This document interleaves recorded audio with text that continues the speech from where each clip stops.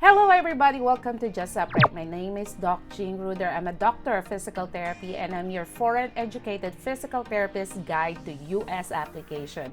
I hope you guys are doing great. So as of the recording of this video, it's just barely 2 weeks before the live event in the Philippines. I'm so excited.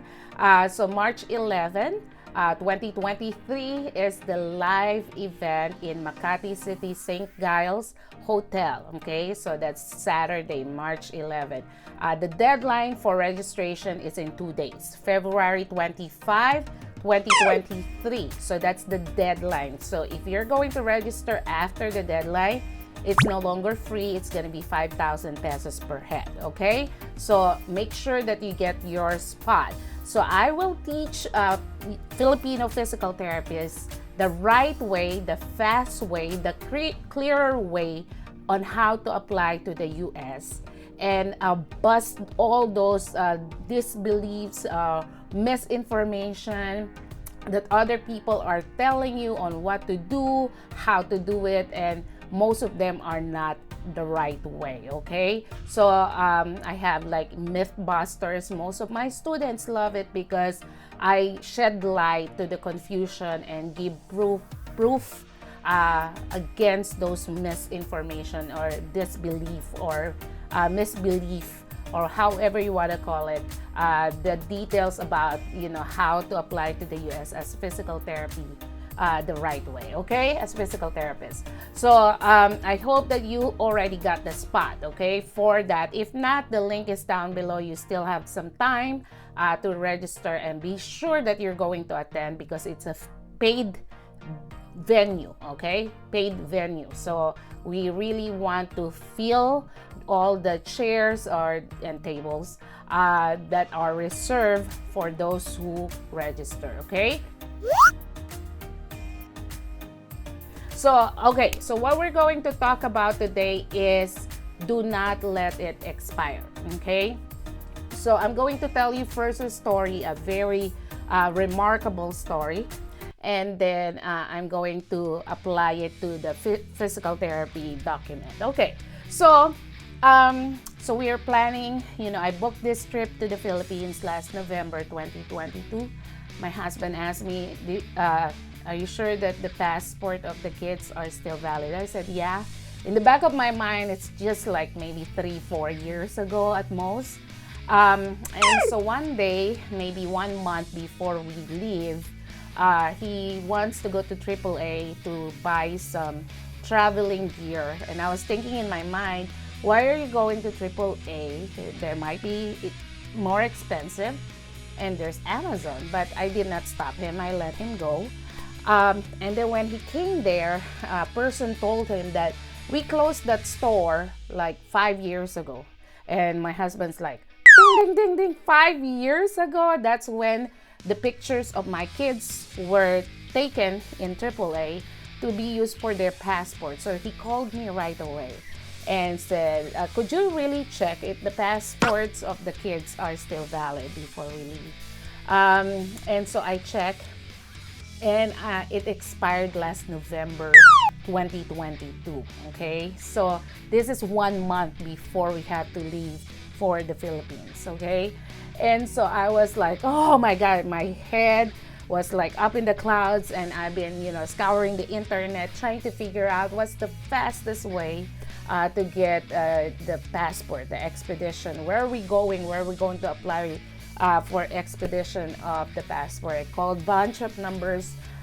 They sent us to a library that's 7 minutes away from our house, and they set an appointment for me like 7 o'clock. Their last processing time is 7:15. So we were there earlier than 7 because we need the pictures of the kids taken in the booth that you have to do it on your own, and there are some instructions there. And so after the pictures were taken, the lady asked me, can I see the birth certificates? So sure, I have one Ziploc bag full of documents. And I was looking through it and I forgot their birth certificates. I saw it and I put it on the bed and I forgot to place it back to the Ziploc bag. Oh my gosh. And this is about 7 o'clock. And I told the lady, I said, could I quickly drive home and get the birth certificates and then drive back? And the lady said, well, I cannot guarantee that I can process it tonight. And so I was like, went dashing out of the library, get in my car. I saw that in the road where we get into the library, it says one-way street. I said, I don't want to go through that one-way street. I don't know how to get home. So I want to go to the main street. So I drove behind the library, and there's no way out. So I wasted minutes trying to turn around and then go through one-way street and figure out how to get home, driving like a mad lady, trying not to speed up because, you know, the cops are gonna be behind me. And I parked the car barely on our carport, dashed in and get the birth certificate, dashed out, drove back to the library, and I got back there at 7:10. Okay, and so we were able to process it in the library that night. So we were counting like it's 4 weeks before we have to leave. And they say that the expedition during the time of our application was 3 to 5 weeks. So it's like, you know, cliffhanger. So we submitted it, and they say that they're not gonna process. The first day of processing actually is when they receive it to the center, whichever center they're processing it. And it is not, the first day is not when you submit it to the library, okay? So when my husband was the anxious one about it, he's the one checking it almost every day on the computer, and they receive it January 31st.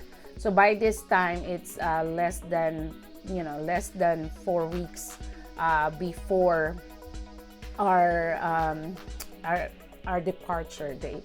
And so January 31st, we are praying that maybe in 3 weeks we'll be able to receive it.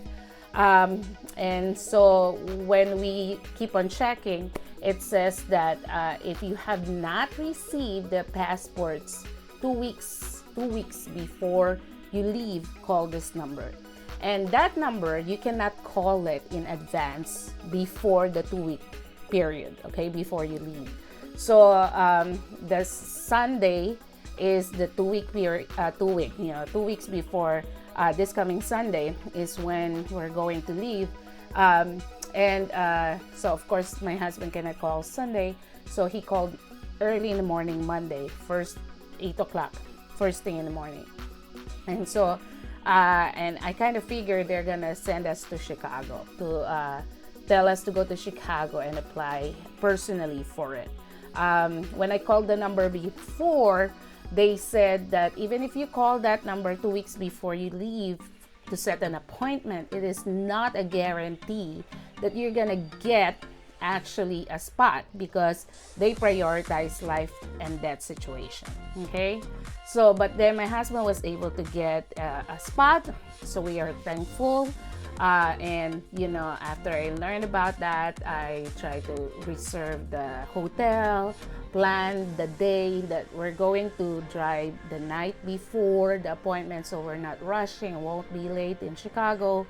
And I don't like driving in Chicago. It's a lot crazier than here. But anyway, so everything was planned and we're gearing up for Chicago. Okay, the Thursday, so Thursday is when we're scheduled for Chicago. Friday, Saturday, Sunday, after that Thursday is when we have to leave for the Philippines. So it's really like nick of time, okay? So, but Friday, like more than 1 week before we have to leave, I received an email, and it says that they processed the kids' passports, and they send it through mail, UPS, 1 to 2 day delivery. So we are so thankful, and it says that we can cancel our appointment to Chicago, but my husband said do not cancel anything yet until we have it on our heads, okay? So we are so grateful. And then, so of course, it was not yet done because we don't have it yet physically on our hands. So Monday I had to work. My husband is at home, and he had to work, leave the house 11:30 to go to his work. But it says in UPS website, when you track it, it says it will be delivered by noon. So I was like, oh, I hope they can deliver it before my husband needs to leave for work, or else no one will be home. And I was told by a friend that you have to be present to sign something to receive it. Okay, so anyway, I told my husband, text me whenever you receive it. And he did. He received it at 10 o'clock, past 10 o'clock in the morning of that Monday. Okay, so yeah, so we have the kids' passports, and I just want to say that, you know, prayers move mountains. So when we were in the process of waiting for it, the expedition was 3 to 5 weeks. As we keep on looking online for update, the expedition became 5 to 7 weeks. Okay, so the favor really was upon us, and pray. I asked my friends to pray. We were praying about it. The kids are praying about it. My kids' friends are praying about it. So we are really blessed by what happened, despite all the odds against us. God made it happen in 17 days, 17 days. So it's not even 3 weeks that they process it, for my kids.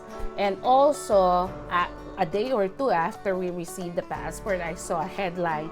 It says passport renewal frustrates a lot of travelers because it's delayed. So knowing that, there are a lot of problems with delay with passport renewal, and for us to be able to expedite it for 17 days, it's really amazing. It's a miracle. And so I'm just telling you this just as testimony of God's goodness, and prayer. So we had our fault there that I didn't check, that if it was expired or not. It was expired, and we expedited, but it was not a guarantee that we will get it before we have to leave. And we had to go to Chicago, and then we did not go to Chicago, thankfully, and and we got it. So yay! So we are all set for our Philippine travel. Okay, this coming Sunday. So what I'm driving home here, it was a long story, I'm sorry, but anyway, what I'm driving home here is with your documents, such as your PT license, US PT license, the healthcare worker certificate, those are important. Your passports, of course, your passport.